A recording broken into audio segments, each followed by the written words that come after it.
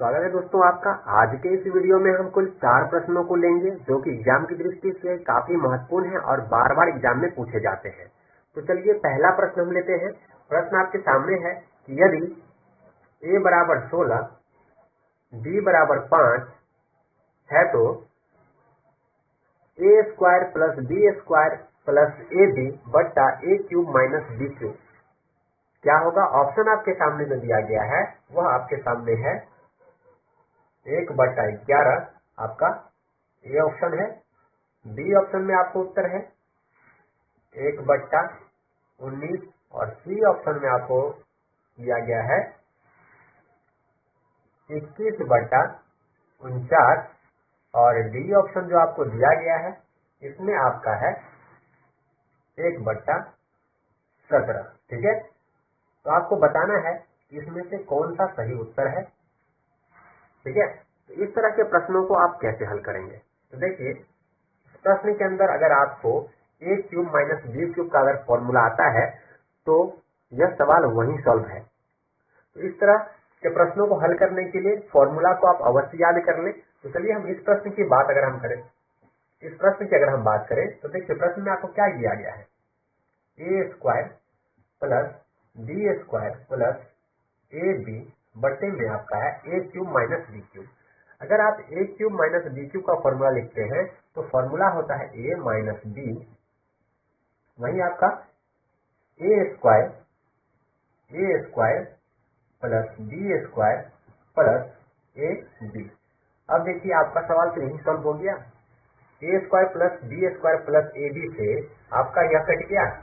ठीक है, बचा क्या आपका, बचा सिर्फ आपका 1/a माइनस बी।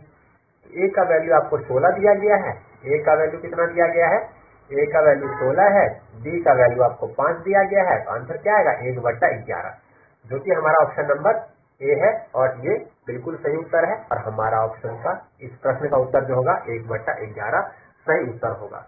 इस तरह के प्रश्नों को आप आसानी से हल कर सकते हैं और ये ऐसे प्रश्न है जो एग्जाम में बार बार पूछे जाते हैं। प्रश्न के अंदर कुछ भी नहीं है, कोई भी ट्रिक नहीं है, सिर्फ आपको फॉर्मूले का खेल है, फॉर्मूला बिठाना है। और देखिए फॉर्मूला लगाते ही ऊपर नीचे कट गया, बचा क्या a माइनस बी और a और b का आपको मान दे रखा है, उस मान को यहाँ बिठाइए और माइनस कीजिए, आपके प्रश्न का उत्तर आ जाएगा। इस तरह के प्रश्नों को आप आसानी से हल कर सकते हैं। तो चलिए और प्रश्न लेते हैं और उसे भी हल करते हैं। अगला प्रश्न आपके सामने है कि एक आयताकार मैदान 90 मीटर लंबा और 70 मीटर चौड़ा है। एक आदमी इसकी 5 बार परिक्रमा करता है, उसके द्वारा चली गई कुल दूरी कितनी होगी, हमें यह बताना है। तो देखिए आयताकार याद रखा आपको, एक आयताकार मैदान। आयताकार मैदान आपका किस प्रकार से होता है, जिसकी आमने सामने की भुजा बराबर हो, इसके सामने की भुजा ये बराबर होगी और इसके सामने की यह भुजा बराबर होगी, है ना, यही तो आयताकार हो गया। और अगर हम ये परिक्रमा की बात कर रहा है यानी कि परिमाप की बात कर रहा है, तो आयताकार क्षेत्र के परिमाप का फॉर्मूला क्या होता है। अगर हम देखें परिमाप का फॉर्मूला,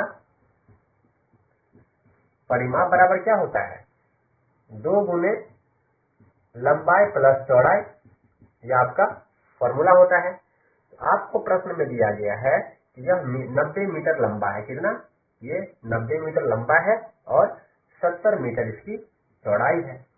इसे फॉर्मूले पे आप रखें तो देखिए 2 गुने लंबाई और चौड़ाई अगर हम जोड़ेंगे, लंबाई आपका 90 और प्लस 70 चौड़ाई, दोनों को हम जोड़ेंगे तो कितना आएगा आपका 160। दोनों का इसे हल करेंगे तो 160 2 से गुना हो जाएगा, तो आपका जाएगा 320 मीटर। ठीक है, यहीं से आपका प्रश्न हल हो गया। प्रश्न क्या रहा है कि 5 बार, तो हमने एक बार अगर यहाँ से यहाँ चला, क्योंकि एक पूरा परिमाप हमने कंप्लीट किया, तो कितना आया 320 मीटर। और यही चीज हम 5 बार करेंगे, ये 5 बार अगर हम राउंड लगाएंगे तो क्या हो जाएगा 320 गुने 5, 320 गुने 5। तो आपका क्या आंसर आएगा, आपका आंसर आ जाएगा 1600 मीटर। आप क्या होगा, आपका परिमाप होगा अगर आप 5 बार इसका परिक्रमा करेंगे तो। इस तरह के प्रश्नों को आप आसानी से इस तरह फॉर्मूले बिठा करके हल कर सकते हैं। और ये वैसे प्रश्न है जो एग्जाम में बार बार पूछे जाते हैं, देखने में काफी सरल होते हैं। अगर आपकी तैयारी बेहतर नहीं होती है, इस तरह के प्रश्नों की प्रैक्टिस आप नहीं करते हैं, तो ऐसे ही प्रश्न आपको फंसाते हैं, जबकि यह प्रश्न सबसे सरल और कम समय में बनने वाले प्रश्न होते हैं। उम्मीद है आपको यह समझ में आया होगा कि परिमाप आपको मैंने समझा ही दिया। परिमाप, ये आयताकार क्षेत्र क्या होता है वो मैंने आपको समझा दिया। इसका परिमाप कैसे निकालते हैं वो फॉर्मूला मैंने आपको बता दिया, और इस फॉर्मूले पे जो आपको डाटा दिया गया है उसे बिठाइए और आपका आंसर आ जाएगा। तो हमें 70 और 90, 70 चौड़ाई 90 लंबाई दिया गया था, तो हमने दोनों को जोड़ दिया। 70 और 90 160 होते हैं, गुने 2 320 मीटर हमारा एक परिमाप का आ गया। कह रहा है कि 5 बार उसकी परिक्रमा करेगा, तो गुने 5 कर दिए, 1600 मीटर हमारा आंसर आ गया। तो चलिए अगले प्रश्न को लेते हैं और उसे हल करते हैं और अपनी समझ और बेहतर बनाते हैं, ताकि एग्जाम में अगर हमारे सामने ऐसे प्रश्न आते हैं तो उसका हल हम तुरंत निकाल सके। तो अगला प्रश्न आपके सामने है। प्रश्न कह रहा है, अनिल की आयु 10 वर्ष है, उसके दादा की आयु 62 वर्ष है, कितने वर्ष बाद उसके दादा की आयु अनिल की आयु से 5 गुनी होगी। तो देखिए, जब भी इस तरह के प्रश्न आपको दिए जाए, तो देखिए इस प्रकार से लिखिए कि अनिल का अगर आपको आयु दिया गया है कितना, 10 वर्ष, उसके दादा की आयु कितनी दी गई है, 62 वर्ष।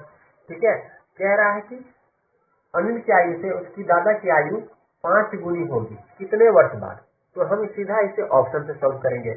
ऑप्शन में पहला आपको 6 दिया गया है, तो देखिए अगर हम अनिल की आयु 6 वर्ष बाद देखते हैं तो इसकी आयु हो जाएगी 16 वर्ष, और इनकी दादा की 6 वर्ष बाद जो आयु हो जाएगी वो हो जाएगी 68। तो क्या इसे हम 5 से गुना करेंगे, तो 16 को 5 से गुना करेंगे तो 68 आएगा, नहीं आएगा। यानी कि हमारा पहला ऑप्शन भी गलत है, पहला ऑप्शन हमारा उत्तर नहीं है। इसी प्रकार से हम दूसरे को देख ले, तो दूसरा ऑप्शन आपको दिया गया है 3। कितना दिया गया है, 3 दिया गया है। तो 3 वर्ष बाद कितनी होगी इसकी आयु, 13 वर्ष हो जाएगी, और दादा की आयु 3 वर्ष कितनी हो जाएगी, 65 हो जाएगी। तो क्या 13 वर्ष के अनिल की आयु से 5 गुना है दादा की आयु, तो 13 पचे कितना होता है, 65। 13 पचे कितना होता है, 65, यानी कि ये 5 गुनी है। यानी कि हमारा ऑप्शन क्या होगा, हमारा ऑप्शन 3 जो है बिल्कुल सही उत्तर है। इस प्रकार से देखें तो हमारा सही उत्तर 3 आएगा, 3 वर्ष बिल्कुल सही उत्तर है, और यही हमारे इस प्रश्न का आंसर होगा। तो इस तरह के प्रश्नों को आप काफी सरलता से, आसानी से हल कर सकते हैं, और यह वैसे प्रश्न है जो एग्जाम में बार बार पूछे गए हैं और आगे भी पूछे जाने की पूरी संभावना है। इसके साथ ही आपको बता दूं, अगर आप चैप्टर वाइज अपनी तैयारी करना चाहते हैं तो आपको मैंने इससे पहले टाइम एंड वर्क, ठीक है, टाइम एंड वर्क आपको मैंने पढ़ा दिया है, प्रॉफिट एंड लॉस मैंने आपको चैप्टर वाइज करवा दिया है। इन दोनों का चैप्टर वाइज वीडियो आपको प्लेलिस्ट में मिल जाएगा, वहां पे जाके आप वीडियो को चेक कर सकते हैं और अपनी तैयारी चैप्टर वाइज आप कर सकते हैं। तो चलिए एक और प्रश्न लेते हैं और उसे भी हल करते हैं, क्योंकि वो बहुत ही महत्वपूर्ण प्रश्न है और एग्जाम में बार बार हमें देखने को मिला है। अगला प्रश्न आपके सामने है कि 15 आदमी 9 दिन में 540 रुपए कमाते हैं, तो कितने दिनों में 18 आदमी 360 रुपए कमाएंगे। कितने दिनों में 18 आदमी 360 रुपए कमाएंगे। तो देखिए, जब भी इस तरह के प्रश्न आए तो मैन हो गया, डे हो गया, वर्क एफिशिएंसी हो गया, ये सब आपका ऊपर रहेगा। अगर रुपया अर्निंग में है, जैसे इतने रुपए कमाए, तो अर्निंग आपका कहाँ जाएगा, नीचे जाएगा। जैसे हम इस प्रश्न की अगर बात करें तो हमें क्या क्या दिया गया है, हमें मैन दिया गया है, डे दिया गया है, और प्लस अर्निंग दी गई है। अगर हम इसी प्रश्न को अगर लिखे, हम इस प्रकार से लिख सकते हैं, पहले जो 15 आदमी हैं वे कितने दिनों में काम करते हैं, 9 दिनों में, और 9 दिनों में कितना कमाते हैं, तो उसे हम बट्टे में लिखेंगे 540, ठीक है। वही हम दूसरे व्यक्ति की बात करें, दूसरे तरफ के लोगों की बात करें, तो वे कितने आदमी हैं, 18 आदमी हैं। कितने आदमी हैं, 18 आदमी हैं, ठीक है। कितने दिन काम करते हैं, दिन हमें नहीं पता, दिन हमें क्या करना है, फाइंड करना है, ठीक है, दिन हमें नहीं पता। अर्निंग कितनी करते हैं, कितना कमाते हैं,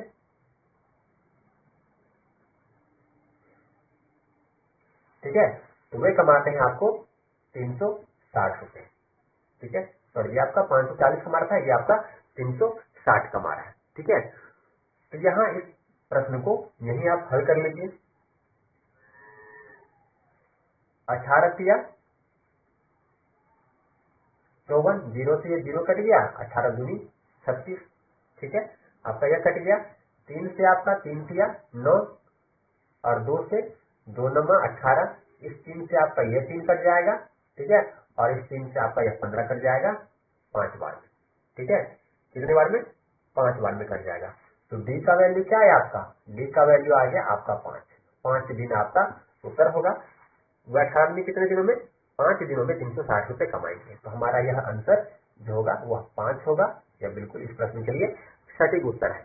इस तरह के प्रश्नों को आप आसानी से हल कर सकते हैं, और इस तरह के प्रश्नों को मैंने आपको चैप्टर वाइज, कैसे चैप्टर वाइज पढ़ाया हुआ है। अगर आप चैप्टर वाइज पढ़ना चाहते हैं तो वीडियो आप प्लेलिस्ट में चेक कीजिए, वहां आपको इस तरह के प्रश्न चैप्टर वाइज पढ़ाए गए हैं, और अपनी तैयारी और बेहतर आप कर पाएंगे अगर आप चैप्टर वाइज पढ़ाई करते हैं। तो चैप्टर वाइज वीडियो देखने के लिए प्लेलिस्ट को जाकर चेक करें, वहां आपको वीडियो मिल जाएगा जहां मैंने ये सब चीजें चैप्टर वाइज आपको पढ़ाया हुआ है। तो चलिए, ऐसे महत्वपूर्ण प्रश्नों के साथ आपकी तैयारी और बेहतर करवाने के लिए और मेहनत से और अधिक इंपॉर्टेंट प्रश्न को हम लेकर आते रहेंगे।